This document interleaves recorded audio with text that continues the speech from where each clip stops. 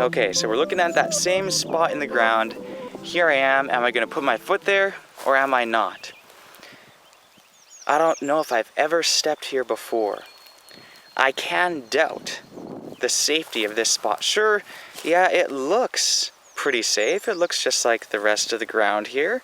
It really does. And I just stepped right over there. I just came from that way. But I don't know if I've stepped here before.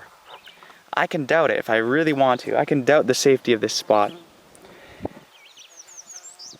But that doesn't mean that I don't have knowledge of it just because I can doubt it, right? Because I can doubt anything, just like we've been talking about. Do I believe that it's safe? Yes, I believe. But you know what? Someone could always come along and say, hey, yeah, you believe it, but you really don't know. You're just assuming that it's safe.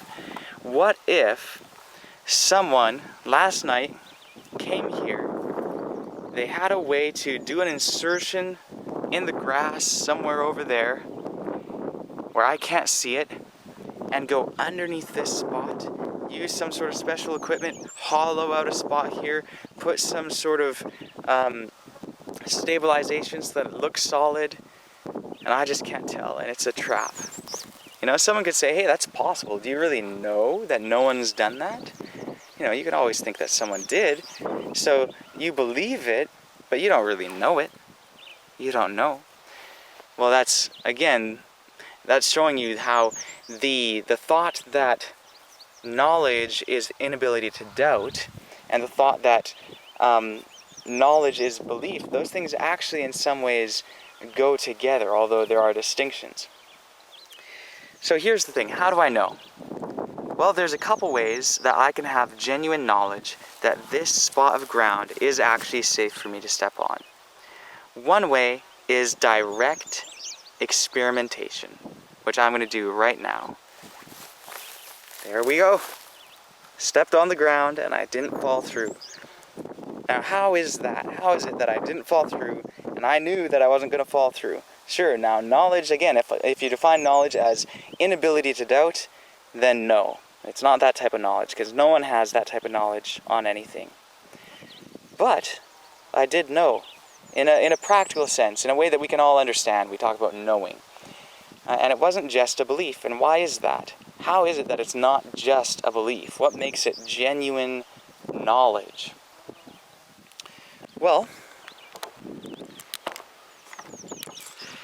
the reason why it's genuine knowledge, even though I don't know if I've stepped in that one spot before, is because I had done indirect experimentation. Before doing that direct experiment right there, I had done indirect experimentation in my past, and the knowledge that I gained from the past, I can then apply to the present in similar circumstances. So actually, this whole walk, I've been doing indirect experiments that gave me the knowledge to know that I could step in that particular spot over there and not fall through the ground. What I mean by that is that I started up along this road, and I came and I walked all the way over there, and I walked down that road over there, and then I turned around and came back. Now, in order for me to do that walking, there were a number of steps I had to take, quite literally speaking. Every step that I took was actually an experiment. It was an experiment in testing the ground to see if it is stable to walk upon. After walking upon the ground, not just with those experiments, but you know, I've been walking again since I was about 10 months old. I've been walking. And all those experiments have ended up compiling a huge body of knowledge within my mind.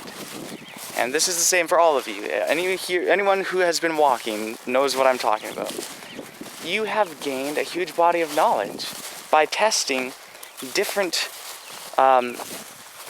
types of ground, different solid surfaces, or what appear to be solid surfaces, and you have been able to gather knowledge. Like, okay, well, you know, this right here that I'm standing on is actually dirt.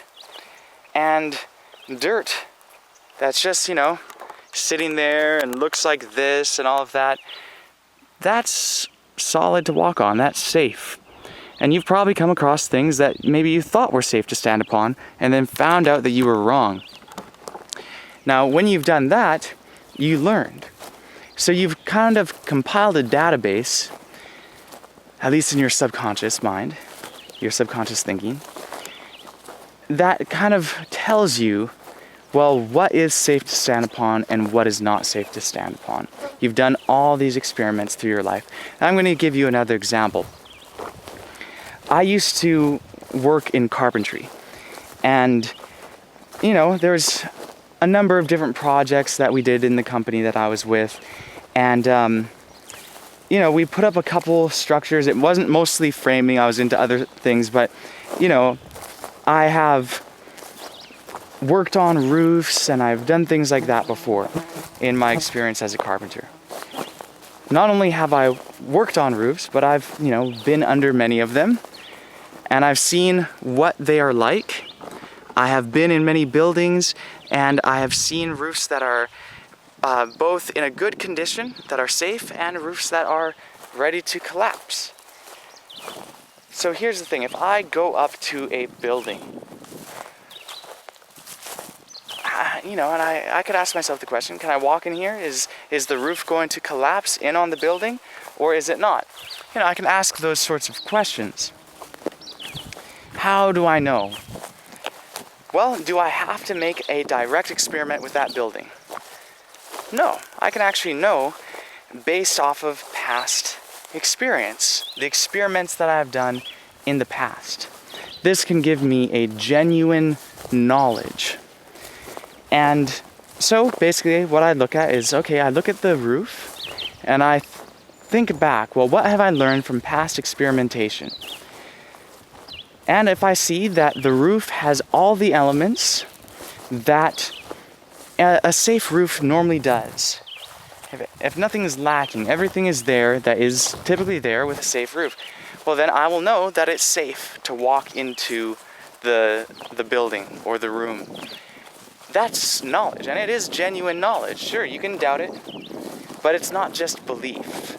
It's not just someone coming up and just totally offhand, well, this is what it must be, for no reason or for any reason. No, there are specific reasons that actually relate to the subject. It's having an understanding of the principles involved in what it takes to have a sound roof structure. So all of that together, again, gives one genuine knowledge concerning roofs. And I'm assuming that everyone watching this video has gained similar knowledge. So here's the thing. With that in mind, if you come to buildings, if you walk on the ground, you are all the time, every single day, testing reality. And you are actually living according to genuine knowledge that you have gained through experiment. If you come to a roof and you recognize, hey, this is missing some of the elements that are typically there with a safe roof, well, you're going to question that. You're going to recognize that, nope, I shouldn't walk into this building right now because it may not be safe. All of that is just, this is normal stuff, right? There's nothing really spectacular about this, but I think it can teach us some valuable lessons. Knowledge is always gained by experiments conducted through the senses, either direct or indirect. Now, let us apply this for a moment to religious beliefs. Most often with religious beliefs, people have the idea that, well, this is beyond the senses. This is beyond what can be touched by science or experimentation. People have the idea that religious beliefs, it's a higher sort of knowledge that goes beyond the senses. But again, that's not how knowledge really works. That's not what knowledge really is. So I want to encourage you all to ask, well, do I really have knowledge about the things that I think I know? I have my religious beliefs. I think I know that this is true. I think I know this and that. Whatever your beliefs are, I don't want to go into giving many examples because I don't know exactly what you believe. You may believe any one of a number of different things. But the point is it just a belief? Do you really know it? Have you done the experiment? Have you tested this? Have you done experiment after experiment, gaining a knowledge of the principles involved in the action? Just like with walking, step after step after step, just like walking into buildings, you know? After a while of doing a number of experiments, you gain a knowledge. Even if you don't think about it consciously, you're gaining a knowledge of what is involved in safe footing, safe roofing, safe whatever. You know, you could have countless other examples. But the point is, so often, the standard for knowledge that we have for day-to-day things is not the standard that we apply when it comes to religious beliefs. Often we think that we don't have to do tests, we don't have to do experiments, we can just believe, and that's alright. But the point is, if you do that, then one religious belief is no more justified than another.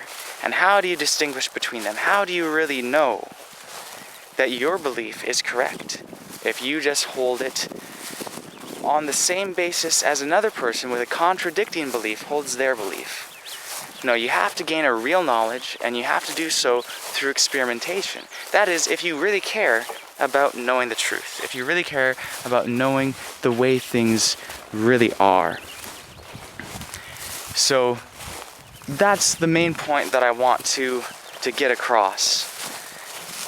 So I hope that that's helpful for everyone, and I hope that you've enjoyed seeing the beautiful scenery around here.